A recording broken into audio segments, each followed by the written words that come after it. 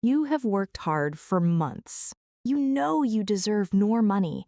But the moment you even think about walking into your boss's office, your heart starts racing, your hands go a little sweaty, and suddenly you completely forget every word you were going to say. Sound familiar? Yeah, today we're fixing that. Welcome to Let's Talk Real English, the podcast where we talk about real life situations in real everyday English. I'm Eric. And I'm Lara. And today's topic is honestly one of my favorites because it makes people so nervous. We're talking about asking for a raise. Right. And, even native speakers find this conversation difficult. So if English is your second language and the idea of asking your boss for more money feels like a lot, that makes total sense. Completely.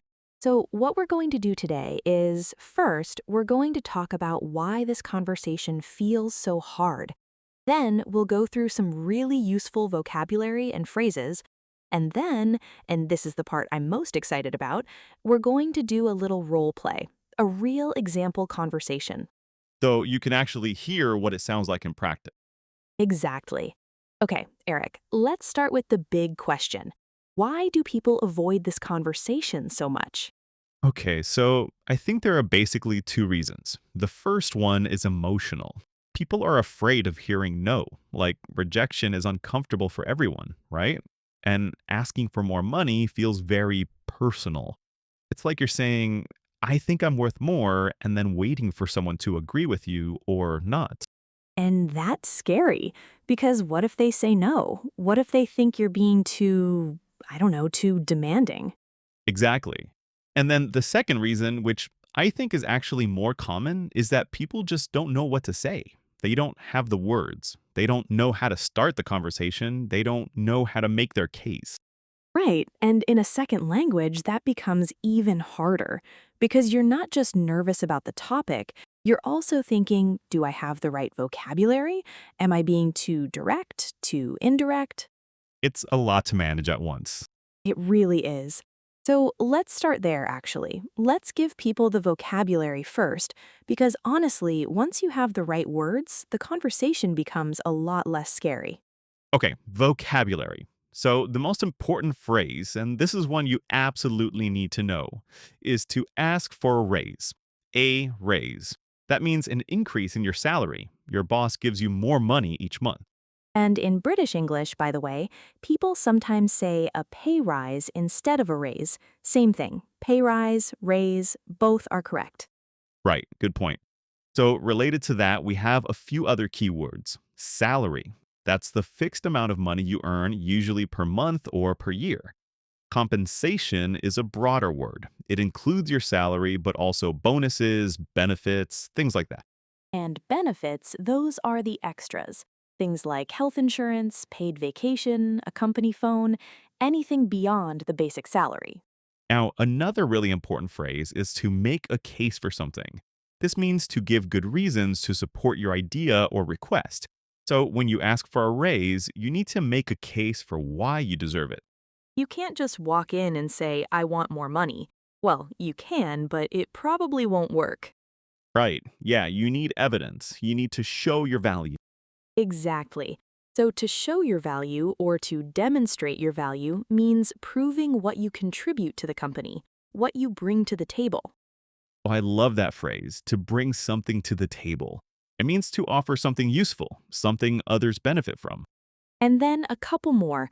A performance review, that's a regular meeting where your boss evaluates your work.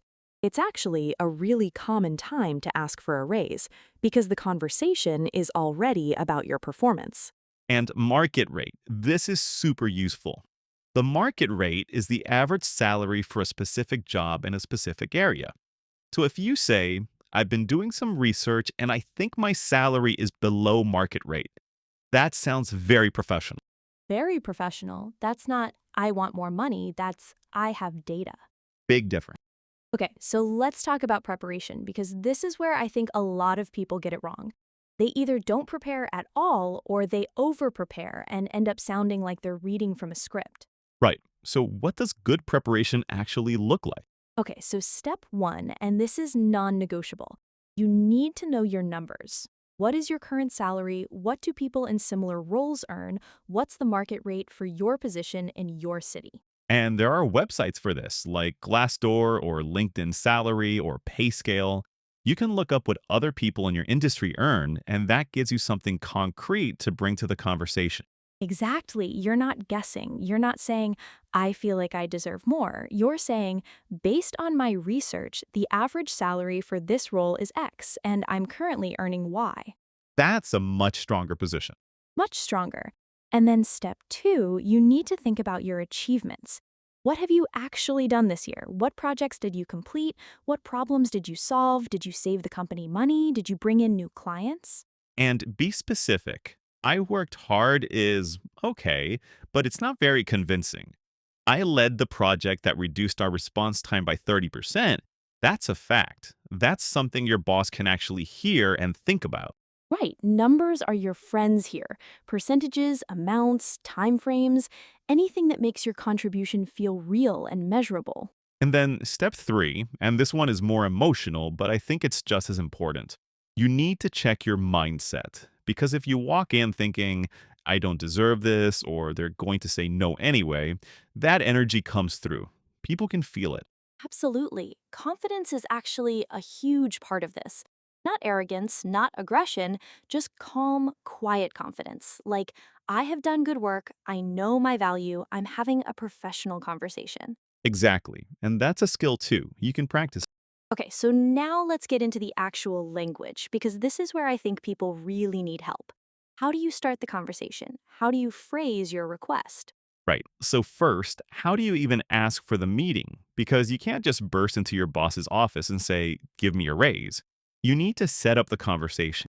So, something like, would you have some time this week to discuss my compensation? Or, I'd like to schedule a meeting to talk about my salary if that's okay. Polite, professional, and notice it's a question, not a demand. You're asking for their time respectfully. Right. And when the meeting actually happens, how do you open? So, a good opening is something like, I really enjoy working here and I'm proud of what I contributed this year.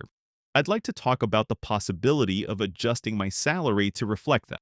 I love that. Adjusting my salary. That's such a neutral, professional way to say, I need more money. Just adjusting. It feels collaborative. Exactly. And to reflect that means to match what you've done. Like the salary should reflect your contribution. And then you make your case. You talk about your achievements, you mention the market rate, and then this is important, you name a number. Yes, because a lot of people get nervous and they just say, I was hoping for something more. And then the boss says, okay, how about €5 more a month? And you can't really say no because you didn't say what you wanted. Right. Be specific. You could say something like, based on my research and my contributions this year, I think a salary of X would be fair. And then you stop talking. You let them respond. That silence after you name the number, it feels so uncomfortable. But resist the urge to fill it. Just wait. That is genuinely hard advice to follow, but it's so true. Okay, so let's talk about what happens next, because there are basically three possible responses. They say yes, they say no, or they say, let me think about it. Which is the most common one, actually. Right, so if they say yes, great, but don't just say, okay, thanks. Make sure you know the details. When will the new salary start? Will I receive something in writing? Get clarity. And if they say they need to think about it, that's actually fine. You can say, of course, I understand. When do you think we could follow up on this? So you keep the conversation open without being pushy. And if they say no, this is the hard one. First, don't panic. Don't argue, and definitely don't say anything you'll regret. Right. Take a breath. And then ask questions. Is there anything specific I could do to work toward a raise in the future? Or could we revisit this conversation in 3 months? That shows maturity. It shows you're thinking long term. And honestly, it often leads to a raise later if you didn't get it right now. Because now your boss knows you're thinking about your value, you're paying attention, and you have goals. That's not a bad thing for them to know. Okay, role play time. This is my favorite part. So, Eric, you're going to be the employee and I'll be the manager. Okay, let's do this. And listeners, pay attention to the phrases we use. You'll recognize a lot of them from today's episode. All right, here we go. Hi, thanks for taking the time to meet with me today. I know you're busy. Of course, no problem. What did you want to talk about? So, I've been here for 2 years now, and I really enjoy working on this team. I feel like I've grown a lot, and I'd like to talk about the possibility of adjusting my salary to reflect the work I've been contributing. Okay, tell me more about what you have in mind. Well, I've been looking at market rates for my role in this city, and I've noticed that my current salary is a bit below the average. On top of that, this year I led the client onboarding process, which helped us bring in 4 new accounts. I also trained 2 new team members. I feel like my contributions have grown significantly, and I'd love for my compensation to reflect that. I was thinking something in the range of X would be appropriate. I see. I appreciate you coming to me with this, and I can see you've put a lot of thought into it. I'm going to need a little time to look at the budget and see what's possible. Can we follow up at the end of the month? Absolutely, that sounds great. And just so I know, is there anything specific you'd want to see from me between now and then?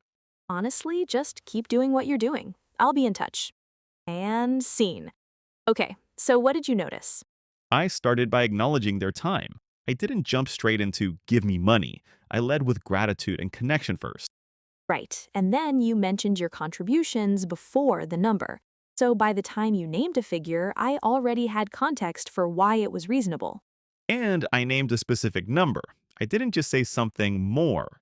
And when I said I needed time, you agreed without pushing. But you also asked a smart follow-up question. That kept the door open. Yeah, I think that question at the end is really underrated. Is there anything specific you'd want to see from me?